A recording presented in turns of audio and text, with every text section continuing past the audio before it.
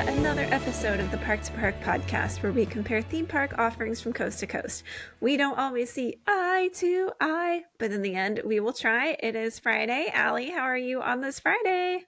You know, CJ, I got a feeling that tonight's going to be a good night. How about you? You know, gotta get down on Friday. Two types of people. I'm doing well. I was really craving a burger and I finally had one, so yay. Congratulations. I have not had dinner yet, so. Oh boy. Well, hopefully you have something just as good as my burger. But enough about burgers. Yes, we have a comparison episode today. We're heading into the other MCU, which is the Monsters Cinematic Universe, featuring Monsters, Inc. attractions. But first, I took a little vacay last weekend. Yeah, why don't you tell us a little bit about that while I Google something that I just thought of. Okay, so last weekend, Devin and I celebrated our 10th anniversary, which is coming up on 2/22, and I'm pretty sure this episode will be out after our anniversary. But we had a one-night getaway, and we stayed at Coronado Springs Resort, which we have never stayed at before. It's right there on Disney property.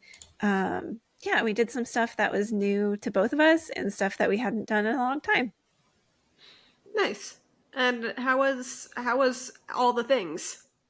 Well, okay, so we checked in on Saturday, checked out on Sunday. So my parents took the kids. They stayed at our house with the kids overnight, and we left the house at like 8:15, and I totally forgot to get a Tron boarding group. Oops. So yeah, we decided to park at Coronado Springs and hold off on checking in. We just hopped straight on a bus because we never get to take the buses anymore. And we were like, hey, this sounds kind of fun. Let's just take the bus. So okay, hold on. What? You thought taking the bus was going to be fun? Well, when it's a Disney bus, yeah. Okay, carry on.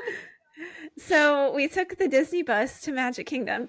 And, you know, the other thing that was great about this is when you're driving to Magic Kingdom and parking, you have to park at the Ticket and Transportation Center, which is a pain because then you have to walk through the parking lot and then either take a monorail or a ferry boat.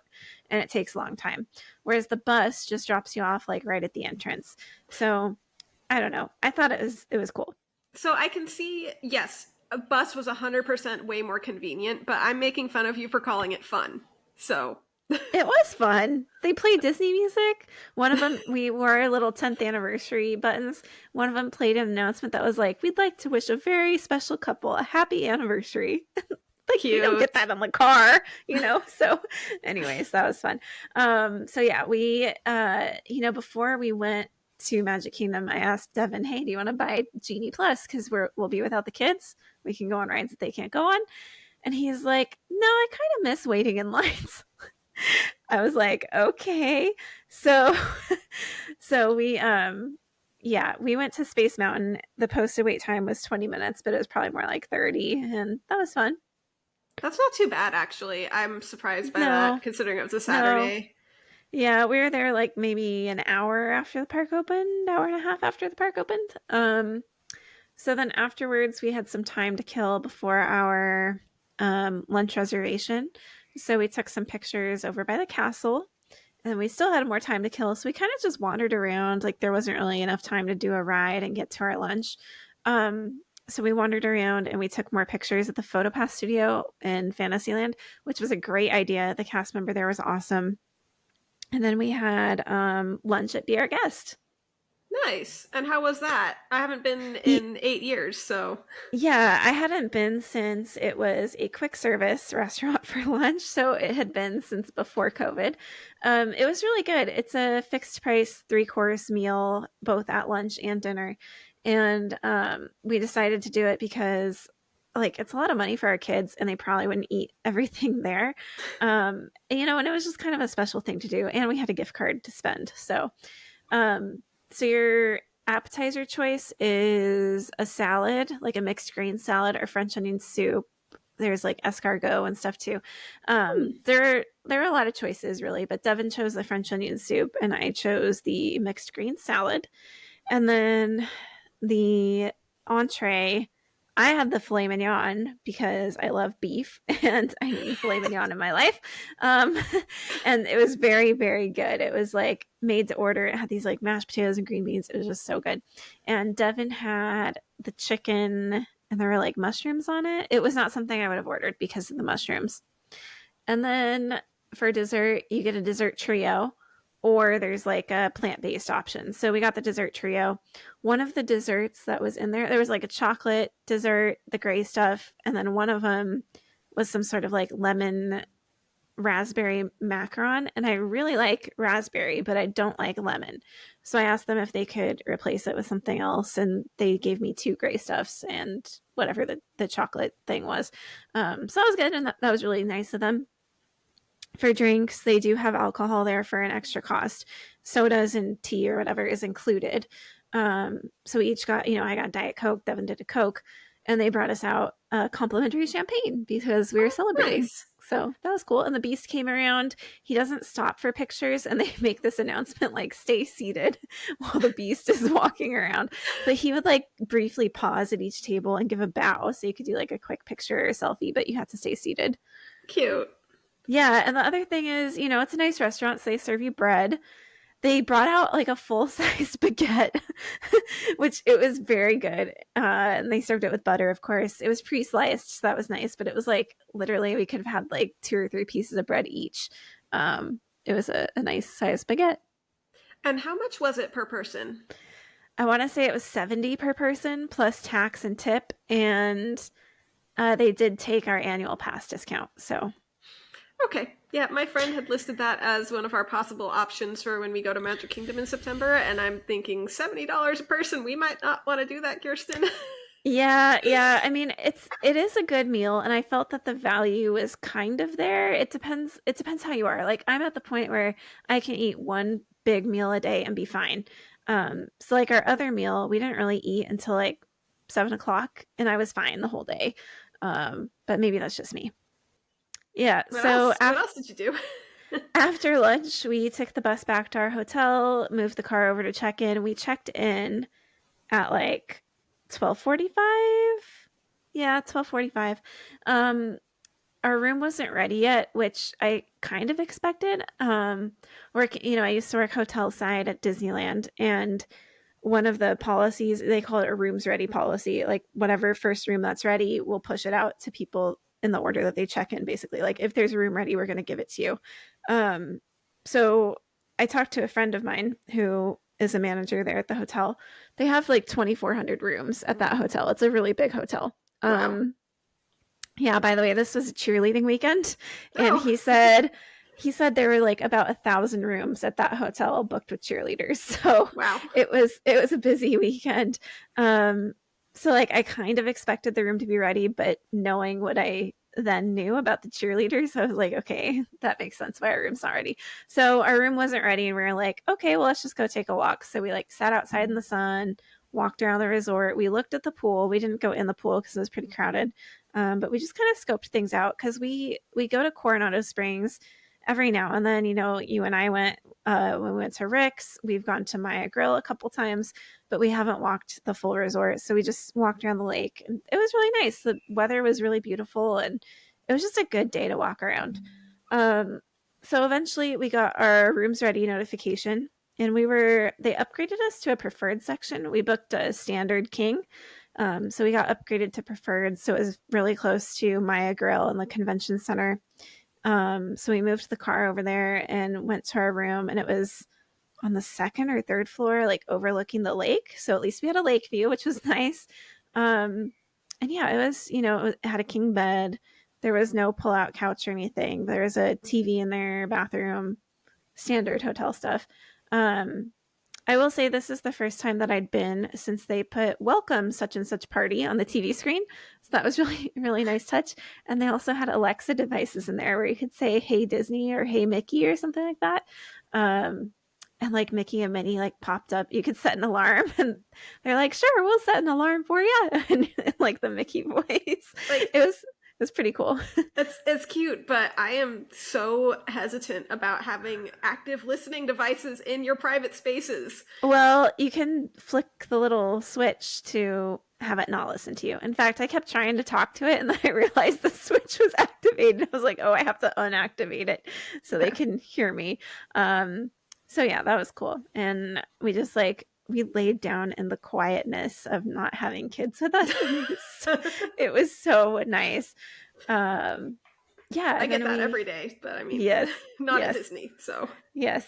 And then we got ready for our dinner, which was a special event. What event was that? It's called Celebration at the Top. It's at the California Grill at the Contemporary Resort. This was 100% worth it, but I did leave some negative feedback for them. I'll get to that in a minute. Basically, what this is, there's fireworks dessert parties in the park, right? Mm-hmm. And you go to Tomorrowland Terrace area, right on the water, like right in front of the castle, and you get a really good fireworks view, and there's unlimited desserts, drinks like wine and beer and champagne, and coffee and tea, right? And of course, there's reserved viewing for the show. So this one was about the same price. I want to say it was like within $20 or less, something like that. So it's on the top floor of the Contemporary. When you get off the elevator for California Grill, the dining room, like the main dining room, is to the right. This time we went around the corner to the left to these like special event rooms.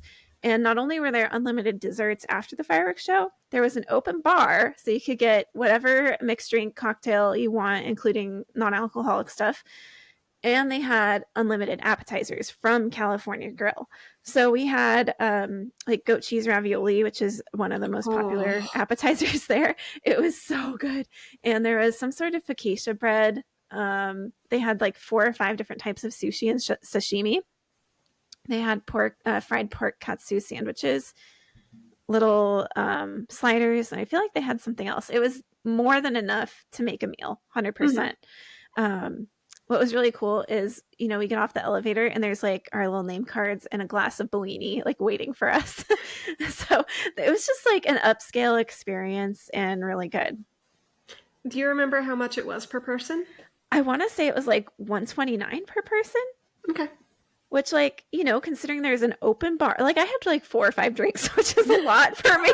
But when there's a lot for you, CJ. When there's unlimited drinks, I'm going for it. Yeah, because I had the Bellini. I had like 2 or 3 rums with Coke, and there was like Pog juice with coconut rum, which was also really good. Pog juice? Pineapple, orange, guava. Okay. Yeah. And then the desserts too. There are 5 or 6 different desserts, which to me the dessert wasn't really the highlight, because it was like passion fruit mousse and like chocolate hazelnut. Like it was a little too complex for me. I prefer simple desserts. But they noticed it was our anniversary and they brought us out a little slice of cake and a creme brulee also. So we got extra dessert on top of that. So nice. Considering all you get for that, plus you're not on the shared California Grill balcony, there's a separate balcony, so it's not as crowded. I think it was a really good value. And comparing it to the party in the park, which doesn't include appetizers and only has beer, wine, and champagne, and if it's raining, you're outside. And the one time I did the fireworks show in the park, it was raining. And then you have to fight the fireworks crowds to leave the park, which is never fun. Versus this one, if it's raining, you can watch inside from the windows. You have a place to sit the whole time where you're protected from the elements. And there's free valet parking. You don't have to fight the crowds. Like, it just was a really good value. All right. But you had some negative things about it. Yes. One really big negative, which like honestly really put a damper on it for us, is we got there like over an hour early. They give you a wristband at the California Grill check-in counter. And the guy was like, oh yeah, you're more than welcome to wait for the elevator right here. Nobody else is here yet. You can go wander around, whatever you want to do. I said, okay. So we waited for the elevator. We were the first in line. Okay. Then they let us into the elevator and they let like 6 parties into the elevator. Well, all of a sudden we were the like second to last people off the elevator. There were 4 tables by the window. 2 of them were for a party of 4, and 2 of them were pre-reserved for parties of like 5 or 7, like bigger parties. So it was like, now we only have 2 opportunities to get window seats, and the people who were behind us in line waiting, who had only been waiting for like 20 minutes, were ahead of us and took those seats. And so we ended up like in the middle of the room, and then the bigger parties didn't have to wait at all, and they got the good seat. So it's like, to me, that's not really fair when we had been there for so long. Um, I think maybe they could have put like a number on our wristband so they would know, like, okay, you guys are number one, you're number two.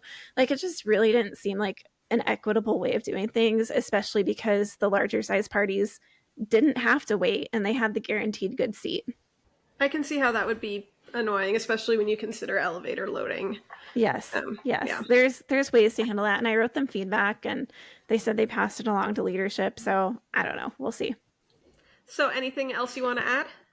So on our way back from the Contemporary, we took the bus there and then the monorail there. And I'm in a dress, my denim jacket, and high heels. And I was like begging Devin on the way there. I said, please, can we just Uber back to the hotel? I don't want to walk to the monorail and fight the Magic Kingdom park closing crowds. Like, I just don't want to do that. And he was like, fine. Like, put up a big stink about it. I was like, yo, I'm not doing this in heels. I'm sorry. So we called an Uber to the resort, back to our resort. It was like $15 or something. Like, definitely worth it to save my feet and our time. And we were back in the hotel in like under 15 minutes. So Nice. That was a good call. So we start heading to our room and Devin's like, I'm really tired. And I was like, okay, fine. I'll go to sleep, whatever. And, a couple hours after going to bed, like, he's not doing well. Like, he's tossing and turning and I'm not sleeping well because he's tossing and turning too. Right. And then all of a sudden he's like, I really don't feel good. I was like, oh no. He got sick overnight, like around midnight. I would say he started getting sick and it lasted until like 4 in the morning, 5 in the morning. I'm pretty sure got food poisoning. He was, it was bad. Our kids had been sick with some sort of stomach flu earlier in the week. They were like throwing up, but they were clear like 48 hours before we left. And his symptoms were a little different than what the kids had. So I'm thinking it was probably food poisoning. So he woke up, like I woke up at like 8 and I was like, hey, how are you feeling? And he was like, oh, I'm not good. My stomach hurts. Oh. I was like, no. So he's like, if you want to go to the parks on your own, go ahead. Like, we really didn't even have plans on Sunday. We had discussed going to ride Tower of Terror because the kids can't do that. Well, that's not happening. No, we had discussed going to do Guardians of the Galaxy because the kids can't do that. Also not happening. No. So he's like, go ahead if you want. I was like, go on without me. Yeah, I was like, I really don't want to because he was up all night being sick and I was awake because he was sick, Yeah. I was tired. So I took a shower. I got myself down to breakfast. I had Mickey waffles and I got him water and I met up with my friend who's a manager there. So yeah, I just like really took it easy that morning. He took like a 45-minute shower. Devin does this thing when we're on vacation, especially without the kids. He will literally sit in the shower for like an hour to an hour and a half. Like, that's how he decompresses. So he like sat in there for like 45 minutes while I just like chilled out and watched TV and enjoyed the quiet. And like, that was nice. It was just unfortunate that he got sick. Yeah. So I'm pretty sure it was Be Our Guest because we ate different things. Mm-hmm. Whereas at dinner, we ate the same thing, only I had sushi and he didn't. So that would be the right. That would be the prime suspect for me. But right. It was either the chicken or the French onion soup. I think it was the chicken. My mom thinks it was the French onion soup. Whatever it is, he was not a well man. Yeah, whatever the culprit was doesn't really matter. No, the end result was the same. Sorry, Devin. Yes. Yeah, so kind of a disappointing end to our trip, but the first 12 to 15 hours were great. Oh, that's good. Yeah. So anyways, maybe next year we'll try again for a redo without any food poisoning. Yeah. Knock on wood. Yeah, knock on wood. All right. Well, with that out of the way, shall we move on to it is the second MCU chronologically. The first one, Mickey Mouse. The second one, Monsters, Inc. The third MCU. The first movie of that didn't come out till 2008, which is actually after both of these attractions opened. So yeah. I mean, okay. we know what the first one was. Like, Marvel, you're not fooling anybody with your MCU business. Like, Mickey came first, Monsters came second, then all Iron Man and whatever, Captain America, who needs him. So this is MCU number 2. We've got Monsters, Inc., Mike and Sulley to the rescue. which is at California Adventure, and Monsters Inc. Laugh Floor at Magic Kingdom. So as always, we will start with sharing our thoughts on each of these, or our favorite things about each of these. So Alli, why don't you start with Monsters Inc. Mike and Sulley to the Rescue? What's your favorite part of that? I can sum it up in one word. Roz. Yeah, she's cool. I also have a note on here that I need to talk about all the times I have failed to ride this ride with my friend Kirsten. That sums up to 2. But it was like 2 visits in a row with her. Now, she does not live in California. She lives on the East Coast, and it's just, you know, when I lived out in California, she would go visit her aunt and uncle, and we would meet up at Disneyland. So we do Disneyland, do DCA. So the first time this happened, we actually got through about 75% of the ride, and the ride shut down when we were on it, and we got to walk out of the ride, Nice. which was pretty cool. I want to say we were somewhere around either the doors or the decontamination area. So yeah, we got walked off of this ride together, which was an interesting experience. And then the second time, it broke down when we were in line. So like we didn't even make it on. So I can't ride this ride with Kirsten. Well, you'll have to try again soon. Yeah, we're thinking Disneyland 2025 for the anniversary. Oh, cool. So, yeah. Good idea. So my favorite part of this ride is I think it's a really solid dark ride all around. I think about what makes a successful Disney dark ride and the variety of scenes and being able to, as the rider, like be a part of that scene, a part of that story. And I think Monsters Inc. Mike and Sulley to the Rescue really hits that home. Yeah, it definitely does. Yeah. Now, moving over to the East Coast, Magic Kingdom, Monsters Inc. Laugh Floor. What is your favorite part of that experience? Well, I can sum that up in 2 words. That guy. That guy. Yeah, it's our dad's life goal to be that guy. And if you don't know what we're talking about, just go experience the attraction. Yeah. My favorite part of this is that it's a different experience every time. And it makes it new and exciting every time you go. Mm-hmm. All right, let's talk about opening dates. Alli, go for it. Yep, Monsters Inc. Mike and Sulley to the Rescue opened at DCA. Its soft opening was December 20th, 2005, and the full open was January 23rd, 2006. Monsters Inc. Laugh Floor, I couldn't find any info about soft openings, but it opened April 2nd, 2007, which I think it's funny. It's one day after April Fool's Day. Huh. That is funny when you consider the ride. Yeah, okay. Yes. Not All right. Ride, attraction, but y'all knew what I meant. Yes. All right. So go on with our fun facts. Yeah, this one is just a general. There's also a Monsters Inc. ride at Tokyo Disneyland. It's called Monsters Inc. Ride and Go Seek. That is literally the only thing that I know about it. So, it looks really cool. You should watch ride-throughs of it. It looks awesome. I will not be watching a ride-through of it because I want to go to Tokyo Disneyland one day, and I do not want to be spoilered. Okay, fair. All right, so DCA. We have a little hodgepodge of our fun facts for DCA here, so I'm going to start with fun facts for Monsters Inc. So in the Play Disney Parks app, you can get a digital achievement for riding Monsters Inc. Mike and Sulley to the Rescue. You can use this digital achievement to purchase the Seeing is Boo Leaving pin. In looking this up, this was added in like October of 2019. There's also an achievement in the app for the Laugh Floor attraction, but there's no pin associated with it. Interesting. The Roz animatronic is the only one in the ride that is fully animated. She has a moving mouth and she's interactive, which is why I love her so much. That's cool. I didn't realize that. Only now that I think about it, that makes a lot of sense. Yeah, especially when you consider the history of this ride. This ride replaced Superstar Limo. It is very well documented online how they reused the elements of Superstar Limo. It's not just the ride vehicles. It's like they weren't really animatronics, but the animatronics that they used, like all of the CDA figures. Yeah, it's Drew Carey in a costume. Yes. So Superstar Limo. Honestly, this makes me wonder if you took off that yellow suit, would he still look like Drew Carey underneath? I hope so. I hope so too. I think that's a very funny idea. Anyway. Yeah. Superstar Limo was open from February 8th, 2001, opening day attraction, to January 11th, 2002. So it did not even make it a year. It was the only dark ride in the park when the park opened.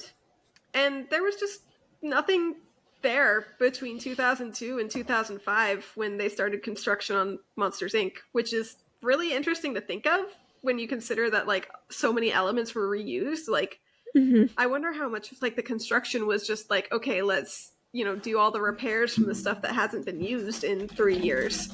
So, Well, also, I'm Googling really quick. Okay, Monsters Inc. came out November 2nd, 2001. So the movie was still fairly new when Superstar Limo closed. So maybe they were waiting to see how big of a success it was as to whether or not it was going to be one of those franchises that stayed in the park for a long time. You know, because like there's Pixar movies that have no presence in the parks at all or very little presence in the parks. So maybe they were trying to see if that one would have lasting impact. mhm.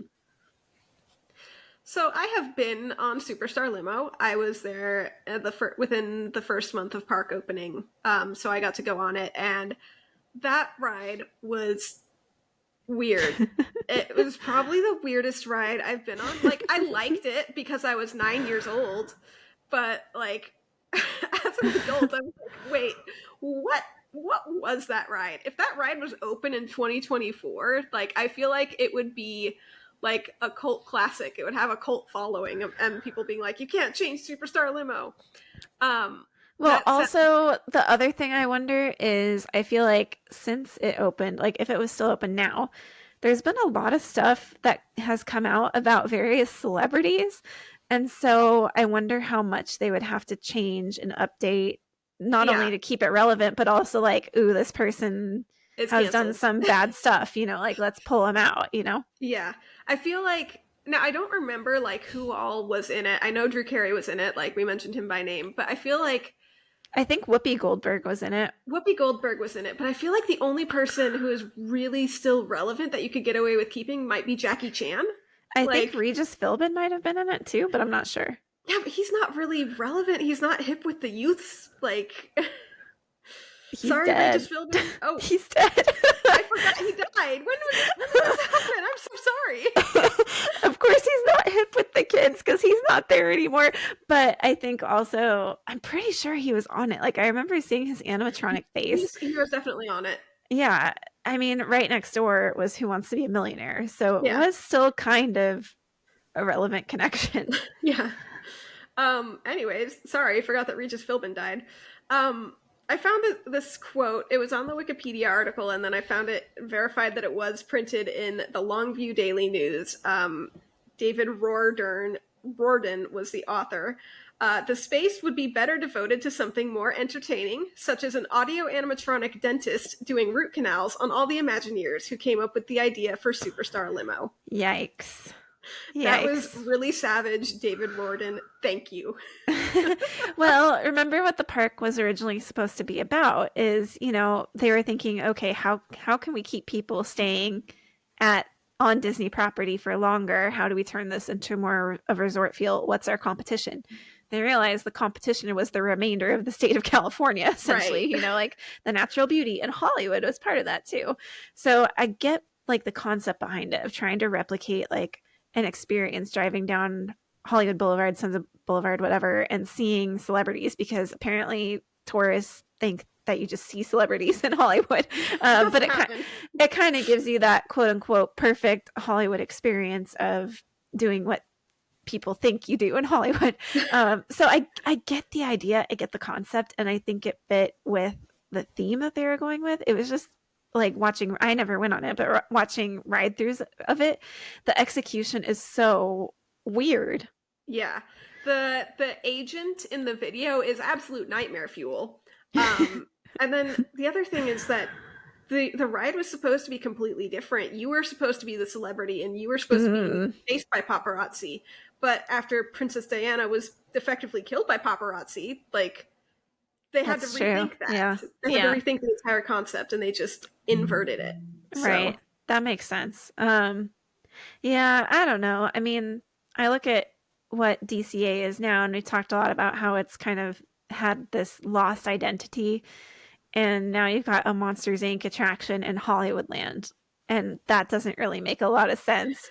So in my mind, it's like, is it better to have a thematically appropriate ride, even if it's weird and bad? Or do we have a good ride that's well done, but thematically like really off key. So, would you relocate Monsters Inc. to the Pixar Pier and Yes. do something else? Yes, 100%. I think it belongs there. Okay. Well, that's all the fun facts that I have. And our little tangent. Yeah. Okay, I do have a lot of interesting fun facts for Monsters Inc. Laugh Floor.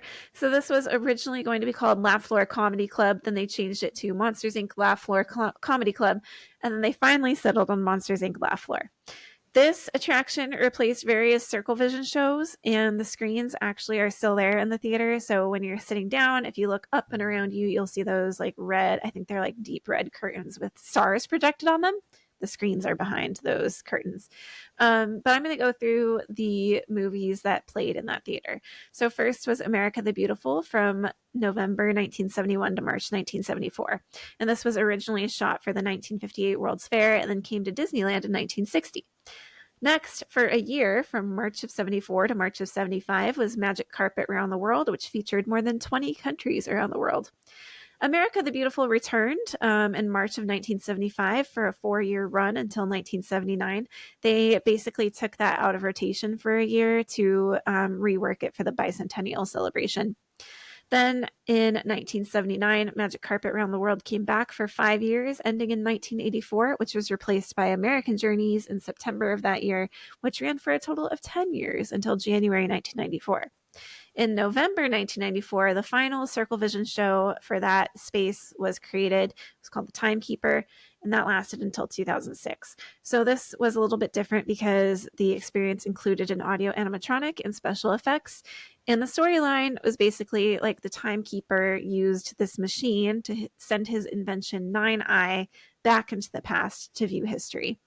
So previously, all these attractions had some sort of historical tie into it, which is really interesting considering it's in Tomorrowland.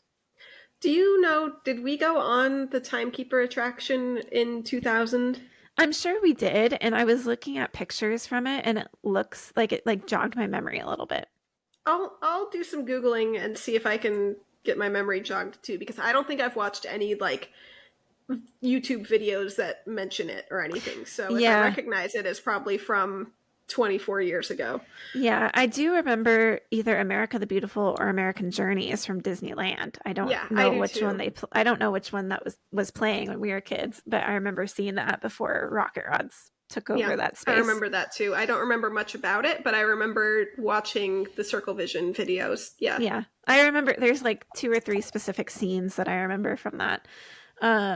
Okay, so Monsters Inc. Laugh Floor uses the same technology as Turtle Talk with Crush. I'm not going to spoil it in this episode, but if you would like to listen to what that technology is, go back to our Nemo episode, which was earlier this season.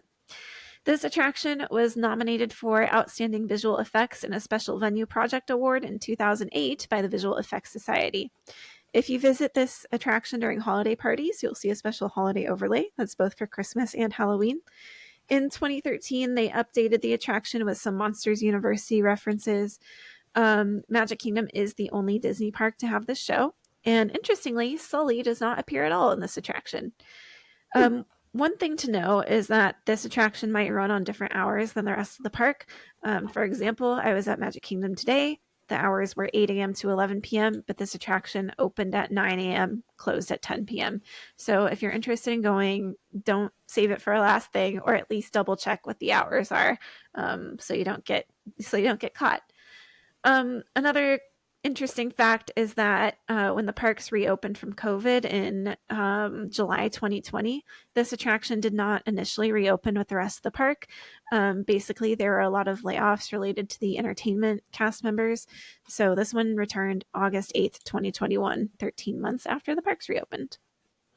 So I spent that time that you were talking about that looking at pictures of the Timekeeper, and he just looks like Tom Morrow from Intervention. So that's the thing that's jogging my memory.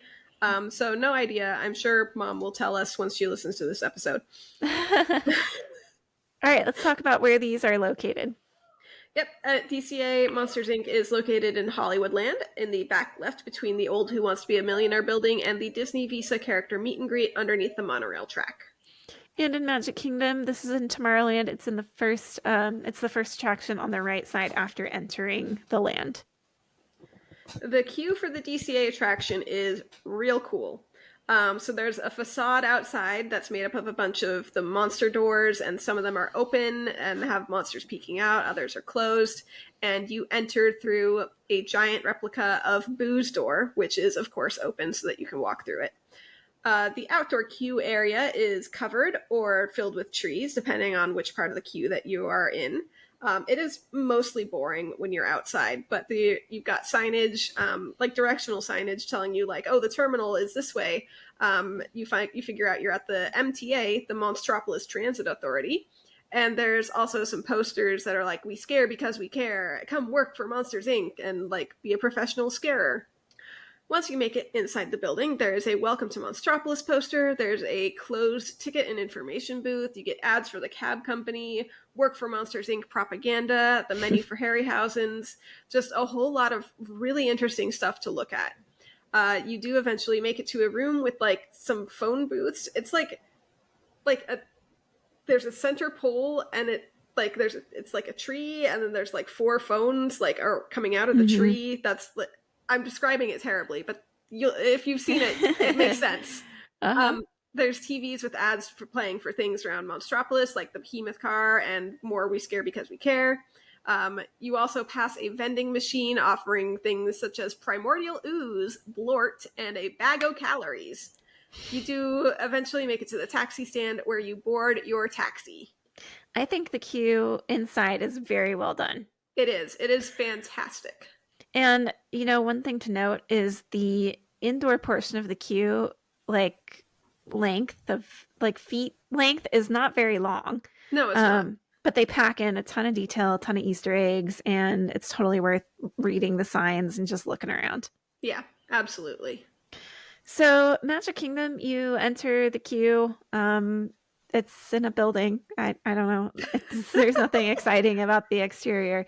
And you're basically just in a queue with back and forth. There's like these bubble machine things, which are apparently from the timekeeper that they just kept around. Once you reach the holding area, you'll see some references to Monsters, Inc. stuff.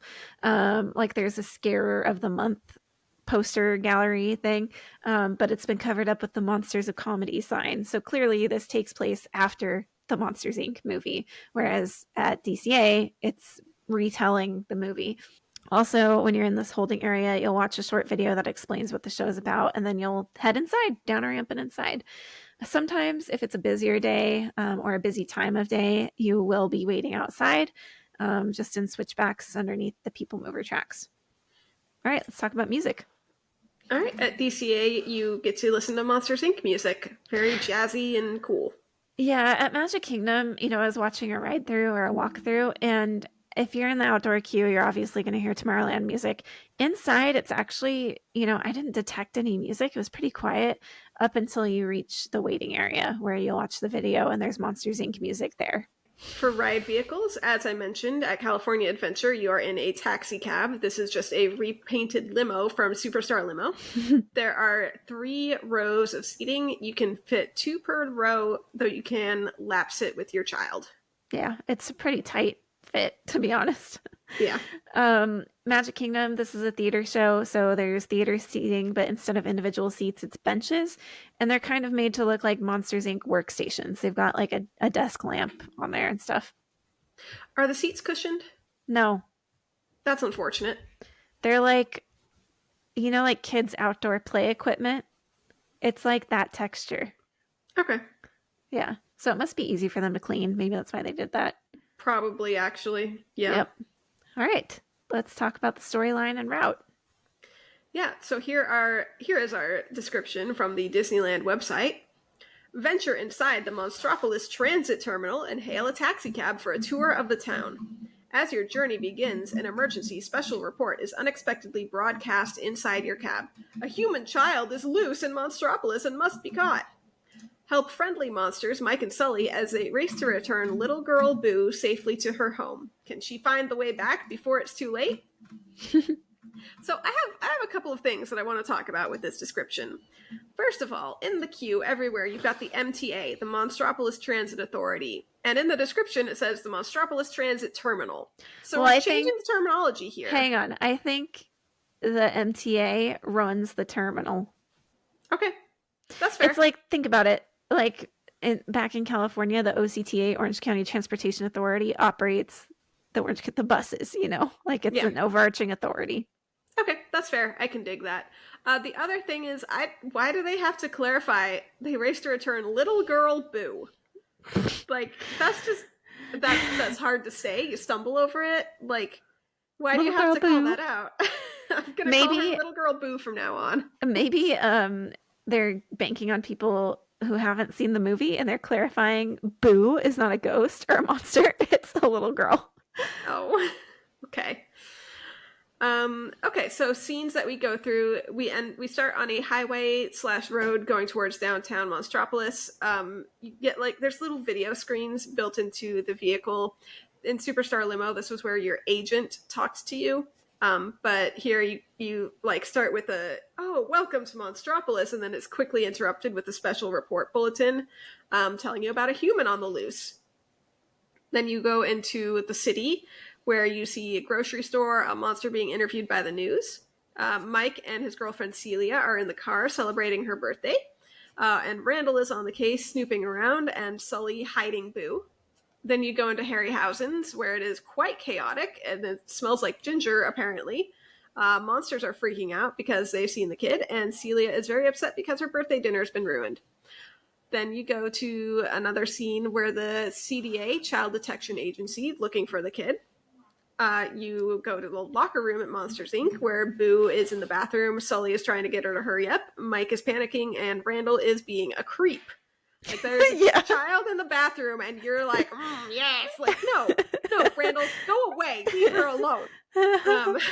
Anyways, next you get to the scare floor. There are doors everywhere, and people are trying, the monsters are trying to escape with Boo, get her to her door, and Boo attacks Randall, and I really love, what happens. She basically punches him several times, and he, changes patterns every time, and I think it's really well done, especially when you consider the age of this ride. And there's a really cool Easter egg in that scene. What is that? So, she's bonking him on the head with a baseball bat, and he flashes different patterns, and one of the patterns is the Haunted Mansion wallpaper. Oh, I didn't realize that. It's super fast, but it is there. All right. They get Boo home, the CDA decontaminates you, the news interviews you, and Roz sasses you, then you disembark your vehicle. So at Magic Kingdom, the storyline is not that involved. Basically, Monstropolis needs you to help power everything. They don't scare kids anymore. They make people laugh. And they encourage you while you're in the queue to text in your jokes because they might be told during the show. We've been invited into the monsters world, so we're temporarily stepping into their world to laugh because they need our energy. And Roz warns us we better laugh a lot or the exit doors may not power open. Different monsters come on the screen, and they interact with the audience to tell jokes and funny stories and do mind reading tricks and stuff like that. And it's very amusing. When you exit at Mike and Sully to the rescue, you head around a corner and you're out basically next to where you entered. It's near the exit to PhilharMagic. At Magic Kingdom, you head up this ramp around the corner and you're in Tomorrowland again. No height requirements for either one of these. They're both open during nightly performances, such as the fireworks. They're both open during the rain. They both have lightning lane. Not a good use of your lightning lane selection. And there is no single rider for either of these, but at DCA they have what's called the Buddy Pass. Can you explain that, CJ? Because I have never used it. Oh, next visit to Disneyland, you totally should. And this is up to the cast members' discretion, so if they're too busy or feel like it's not necessary or whatever, they may say no. But basically, you go up to the entrance to the cast member and say, hey, I'd like to use the Buddy Pass. And what that means is if you're a party of 2 or a small 3 or even a 4 that doesn't mind being split into 2 separate cars, you'll go into the exit, and in the queue, there's 3 rows of seats. So if they have a party of 4 and they're looking for a party of 2 and they can't find one, they'll pull from the Buddy Pass line to fill in that last row of seats. Okay, cool. Yeah, so me and Devin and our son Felix, when he was little, because we moved, or I'm sorry, the park shut down when he was like a year and a half old. So we used to do that with him all the time, the three of us, and just take up the back row. Nice. Yeah. All right. And with that, now that we have the facts laid out, it's time for our showdown. Can we see eye to eye on this? Does one MCU attraction stand out above the crowd? Alli, where are you at this evening? Extremely conflicted. Really? Because on the one hand, so the ride tells the story really, really well and is really well made.